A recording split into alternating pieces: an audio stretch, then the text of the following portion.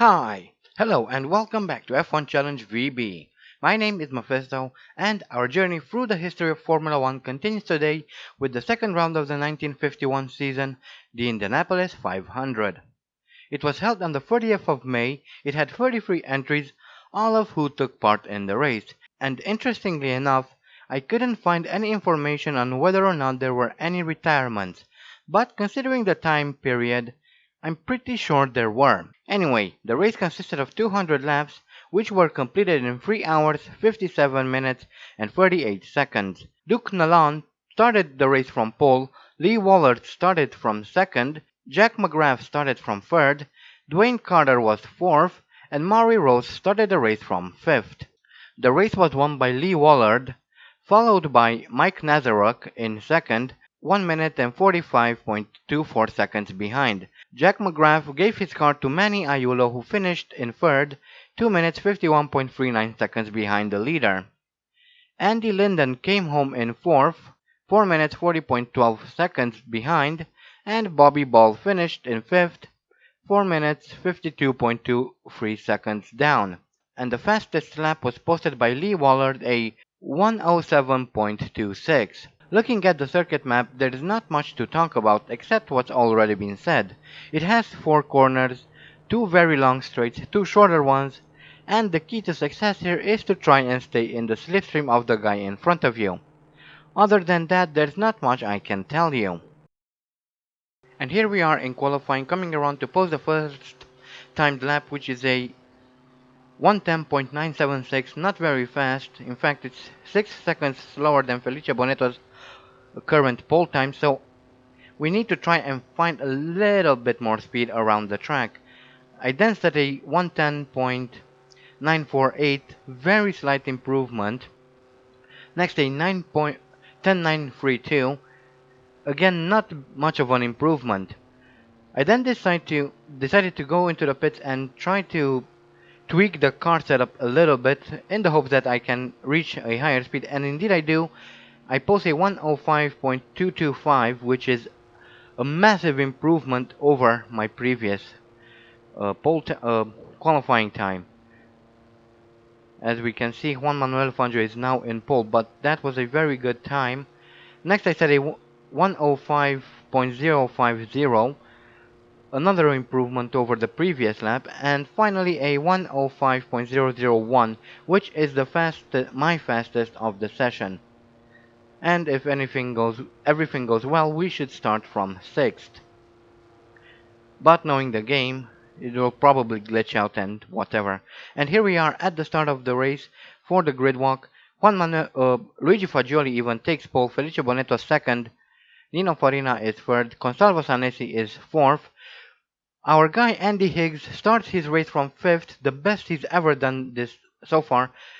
Gonzalez is 6th, Ascari 7th, Villoresi 8th, Piero Taruffi starts from 9th, Rudy Fischer is 10th, Tulo de Graffenried is 11th, Louis Rosier 12th, André Pilet starts from 13th, Johnny Claes is 14th, 15th is Louis Chiron, André Simon is 16th, Cabantu is 17th, Peter Walker starts from 18th, Robert Manzo from 19th, and interestingly, Juan Manuel Fangio starts from 20th, who was actually disqualified due to the fact that he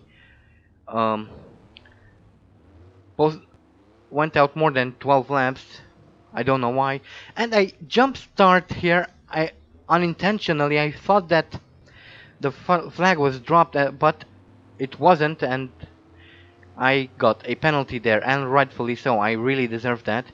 And as you can see, the camera is back in the cockpit thanks to one of my viewers who helped me to sort out the camera issues, so we no longer have to use that unrealistic T-cam I was using. But anyway, we move up into 8th, and here is a replay of the start, and as you see me jumping the start there, again, it wasn't intentional. However, if you think about it, back in these days, jumping the start was something quite common, because, well, there was no electronic sensors to tell you that someone jumped the start, so there was no real way of policing stuff like this. And here is a replay of Gonzalez, who is coming around, crashes into the wall, loses a wheel, and is out of the Indianapolis 500. So this is the first retirement of the race as we come into the pits to take our penalty. Slow down, look for our guy, there he is, and overshoot him. Brilliant. So now we have to back up, and my engine dies. Okay, so this is wasting a lot of time here, and I go back too far, but the uh, pit spot acknowledges my position. So let's see. Yep, we are back on the road. We are down in 16th. So that is a big hit to us. And Juan Manuel Fangio managed to move up into 15th, which is absolutely amazing for him. However, we will have a lot of work to do because he's 7 seconds ahead. Next on lap 3, we are trying to catch up to Louis Rosier, who is about 4 seconds in front of us, but is quickly losing positions. I can't talk. And here is a replay of Johnny Clays coming around, goes off onto the grass there, and decides that he had enough racing for the day. And here we are coming up on Louis Rosier. We are about to overtake him, and there we go. We move up into 15th and now chasing after Robert Manzon, who we can see right in front of us. We actually see two French cars there. Robert Manzon is kind of all over the road there, not really giving me any room to overtake him, and now we overtake André Simon, but that was very dangerous of Robert Manzon. Here is a replay.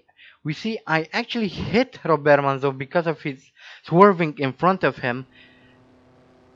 I would like to say that's my fault, but it wasn't. I mean, you saw that he was swerving back and forth in front of me, so there wasn't really a way of me avoiding him. And now coming to around to overtake Luigi Villoresi, who is in 12th, and we also overtake Cabantu, which moves us up into 10th, which is absolutely amazing. Next is Juan Manuel Fangio, who is working his way up the field very nicely.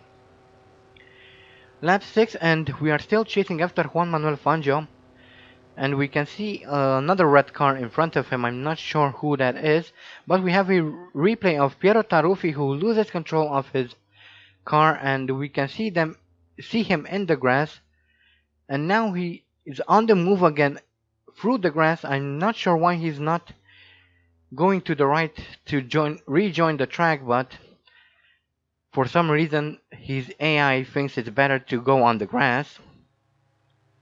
Not sure what's happening there. And he crashes into that yellow Talbot logo and retires from the race as well. So that was a bit of an interesting incident, but we are still chasing after Juan Manuel Fangio, who is now about 1 second in front of us, so we need to try and catch him. And I can see he's overtaking Peter Walker now, and we also overtake Peter Walker and move up into 6th. Just one more place and we'll be in the points. So we only need to try and somehow overtake Juan Manuel Fangio, who is slowly pulling away in his Alfa Romeo. I believe it is an Alfa Romeo. He's a lot faster than us. I'm going for an overtake here, but as I broke the slipstream, I'm much slower now, so I don't have a lot of speed. But I tuck back in behind the slipstream, and hopefully I'll be able to overtake him soon. And now we look at Rosier, who somehow loses control of his car on the straight. That's kind of interesting. I've never seen anyone losing control of their car on the straight. So whatever. And now we take a look at Cabantu, who goes off the track there in the distance. He's in the grass and he retires from the race. Anyway, we're still trying to catch up to Juan Manuel Fangio. He's somehow slow here. Maybe he's been interrupted by something or whatever. But we are now pulling beside him, and we are through and up in fifth. So hopefully we'll be able to keep this position. It took us a long time, but we finally overtook Juan Manuel Fangio. And now coming through this left-hander, Juan Manuel Fangio once again gets in front of us. Well done from him, very fast. And we see that one of the blue cars, the French cars, losing control of the car, and Juan Manuel Fangio broke to avoid a collision, and he's out. Now we overtake Luigi Fagioli and move up into fourth, which is absolutely amazing. That would be 3 points if we manage to finish the race in this position. That would be absolutely amazing. But the race is still long. Now, a little bit later on, Fagioli manages to retake his position, but we take it back again, and we are in third, apparently. I don't know what happened there. But here is a replay of André Simon in his Talbot Lago, coming around, hits the wall, loses both his front wheels, and he's out of the Grand Prix. And we also see a Alfa Romeo at the side there, not sure who that was, but I'm sure we'll find out soon. As Luigi Fagioli once again gets in front of us, very good racing here between myself and Fagioli. I'm having quite a lot of fun doing this. A little bit later on, we swap positions again, or at least try to, and yes we do, we move back up into third. Very nice battle here between ourselves and Luigi Fagioli, and we can see Alberto Ascari up in front of us. Hopefully we can catch up to him soon. A little bit later on, Fagioli once again takes further away from us, as we still try to catch up to Ascari as well. A lot of position swapping, but I was having a lot of fun doing it. It was quite intense and, well, fun. A little bit later on, we pass Ascari and also pass Fagioli, I think. No, not quite yet. But we tuck back into his slipstream, a little bit of boost of speed, and we are through. And now chasing after Felice Bonetto, who is leading the race at the moment. Later still, Fagioli tries to overtake me. I had nowhere to go, and I crashed into that red car that was stopped on the track and was sideways. I literally had absolutely nowhere to go. That's a disappointment. And here is a replay of Nino Farina coming around. He hits my car, loses his wheels, and he's out of the Indianapolis 500. But anyway, here is a replay of myself. There I am. Fagioli's right next to me. I had absolutely nowhere to go. That car appeared out of nowhere. I crashed into it and lost both my front wheels. And that ended my Indianapolis 500 for 1951. Quite a disappointing end. And here is another look.